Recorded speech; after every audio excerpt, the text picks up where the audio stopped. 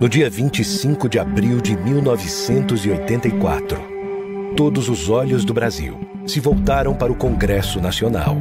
Ali estava sendo decidido o direito básico de cada brasileiro escolher os seus presidentes. O direito de qualquer brasileiro se candidatar legitimamente a este cargo. As eleições diretas só chegariam 5 anos depois, mas aqueles foram dias que mudaram a história do Brasil.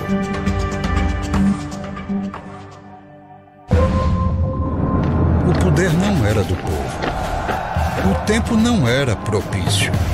Mas lá estávamos todos, apostando num tempo novo, desafiando o impossível. Lá estávamos todos, fortes e generosos, no largo abraço da democracia. Ali não havia diferenças, ali nada nos dividia. Ninguém estava na praça por glória própria, ninguém estava ali por um partido. Leonel, Fernando, Eduardo, Mário, Dante, Orestes, Miguel, Tancredo, Ulisses, Luiz. Ali, como nunca, estavam unidos e confiantes os nossos melhores nomes, as nossas melhores esperanças, as mulheres e os homens de um país.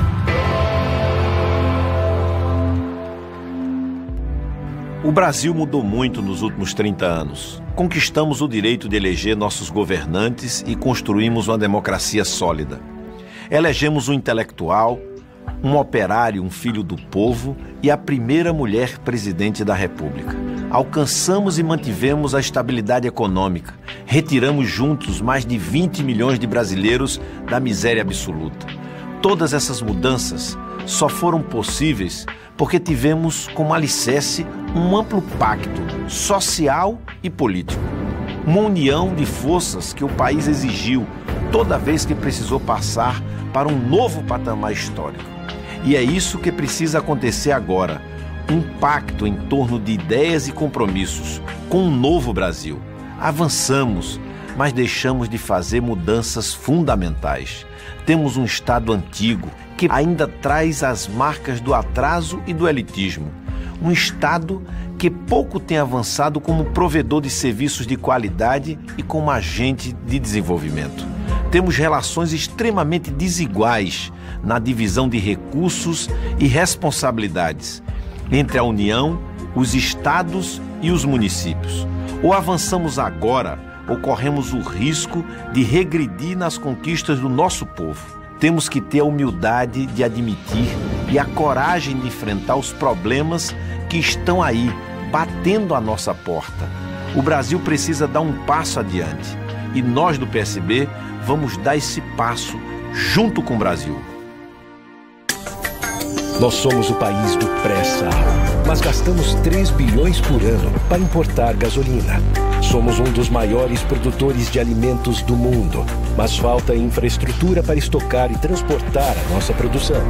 Temos a matriz energética mais limpa do planeta, mas gastamos 400 milhões por mês para manter termoelétricas poluidoras. Tiramos 20 milhões de brasileiros da pobreza, mas nos arredores do Distrito Federal, no Vale do Jequitinhonha, no semiárido, no Vale do Ribeira, temos um país que ainda não chegou ao século XXI. Abrimos as portas das universidades para brasileiros que nunca tiveram acesso ao ensino superior. Mas faltam creches e no ensino fundamental precisamos melhorar muito. Temos um país que nos estimula e dentro dele, um país que nos pede para fazer mais. É possível fazer mais. Essa responsabilidade não é apenas do governo federal. É também dos estados e municípios que precisam adotar uma nova prática política, com mais transparência e participação popular. Mas a verdade é que faltam recursos aos estados e municípios. Um dinheiro que hoje está mais concentrado nos cofres da União. Mesmo assim, os estados e os municípios estão investindo mais do que o governo federal em setores como a educação e a saúde. Por mais que se faça, o dinheiro ainda é pouco. E quem paga mesmo a fatura é a população que fica desassistida. Em 1988, a União repassava a estados e municípios 76% de tudo que arrecadava. Hoje, esse repasse é de apenas 36%. Veja o exemplo da saúde. Em 1980, a União era responsável por 75% dos recursos destinados à saúde, enquanto os estados e municípios entravam com 25%. Hoje, o repasse da União desceu aos 45% e os estados e municípios arcam com 55%. Agora, não podemos transformar essa discussão numa quebra de braço entre a União, os estados e os municípios. A responsabilidade é de todos. O país é um só, o povo é um só. E o nosso compromisso tem que ser com todo o Brasil. No começo, era como se eu não existisse. O Brasil, que se dizia moderno, insistia em não me ver. Como se eu fosse um peso, uma carga. Precisei de muita ajuda para comer. Para ter uma casa. Vencer a pobreza foi uma grande vitória. Agora eu quero crescer. Eu quero ser tratada com dignidade. Eu quero um bom atendimento quando eu precisar de um hospital. Quero que meu filho tenha escola pública de qualidade. A oportunidade que eu não tive. Só assim eu vou dar um passo adiante. Só assim eu vou vencer a pobreza de verdade. Eu, muitos milhões de brasileiros, né? Agora, os empregados e as empregadas domésticas têm os mesmos direitos de todos os trabalhadores brasileiros. Nossa senadora Lídice da Mata foi a relatora dessa importante proposta, um avanço que nós do PSB defendemos com muita firmeza no Congresso. A PEC das domésticas é um exemplo de muitos outros desafios que ainda temos que enfrentar para fazer do Brasil um país mais justo e mais igual. Esse Brasil nós vamos construir junto com você. Na educação, temos ótimos exemplos. No Ceará, estamos cumprindo o compromisso de alfabetizar todas as crianças até os 7 anos. Em Belo Horizonte, temos creches públicas que são melhores que as particulares. Em Pernambuco, alunos das nossas escolas públicas estão fazendo intercâmbio no exterior. Em tudo, você pode ter certeza, o Brasil pode fazer muito mais. O PSB foi o partido que mais cresceu nas últimas eleições. Hoje temos 445 prefeitos, 6 governadores, 3.556 vereadores, 35 deputados federais e 4 senadores. O índice de reeleição dos prefeitos do PSB é de 71%, 16% acima da média nacional. O governador e o prefeito mais bem avaliados do Brasil também são do nosso partido. É por isso que o PSB é cada vez mais brasileiro, na sua presença e no seu compromisso.